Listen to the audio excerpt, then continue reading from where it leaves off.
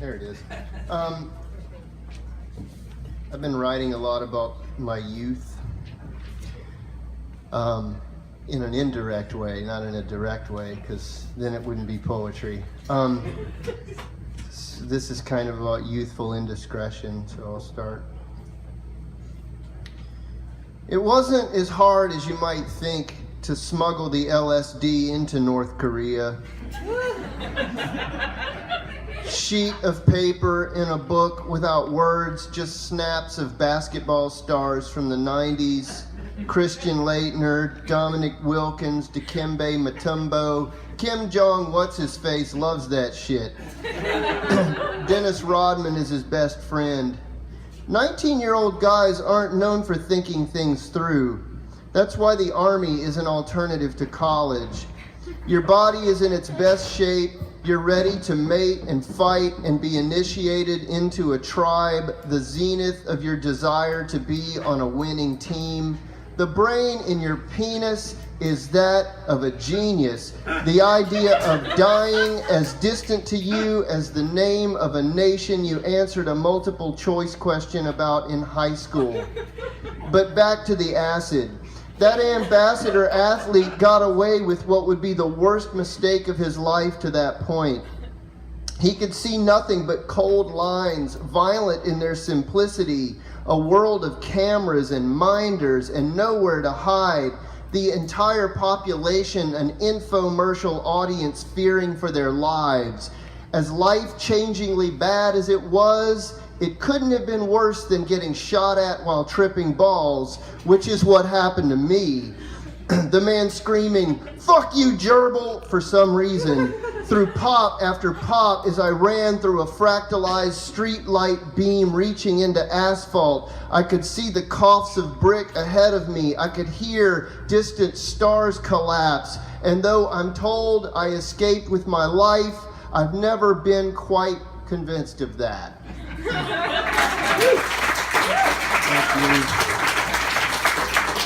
Thank you. This is Kennedy hair. You know, the Kennedys.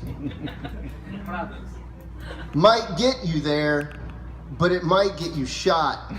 If not, you'll get drunk and crash a car one night and kill some woman and get away with it. And that's worse than being president, which is the most soul-killing job there is. Living by denial, sleeping only for survival, waking to crises, no time or need for mirrors. There are stylists for that. Presidents can't share their nightmares. Girls dream about guys with Kennedy hair. Grown women don't. Hair-headed guys get used to girls smiling back, but they're not sure what smiles are for, besides luring. Money, power, and girls, and everyone's got intestines, curls and curls of them. Sorry. Just a few feet below their crown. My intestines are an orgy of eels. My head bald as stone. Each battle map is a conclusion of fields. You're sitting in the judgment chair, but no one cares how healthy are your lungs or your heart or your soul if you've got the right head of hair.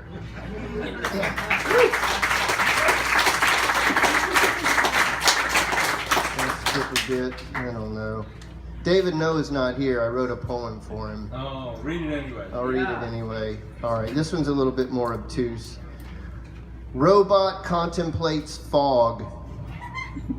Does not compute would be a reasonable metaphor for what the robot's going through, but there's no metaphor in the robot world, nor a world as such. Which way to move, what to do to what's in my view. Mother robot manufactures her offspring. Manufacturing is all a human can do with a machine. Scientists successfully teach gorilla it will someday die. Crow attacks drone. Crow wins. Dog sleeps under piano. Can't believe in the existence of Chopin. Music etched literally into cassette. I found a Tinker toy in the silverware drawer. Robot removes tumor. Human contemplates fog. Contemplates robot contemplating fog.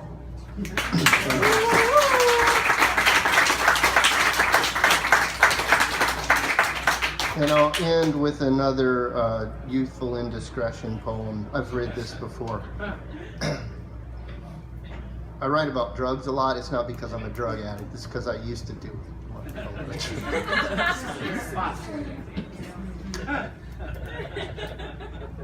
What did Mitch Hedberg say? Like, I used to do drugs. I still do, but I used to too.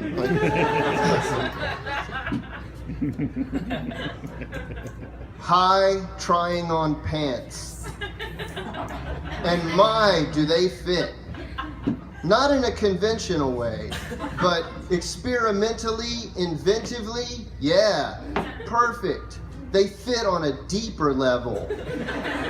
The way a hermit crab fits in a shell. Buy, wear, why would a grown man do something so whisper-inducingly inappropriate, so seemingly disconnected from mainstream sense of shapes of asses, crotches, and legs?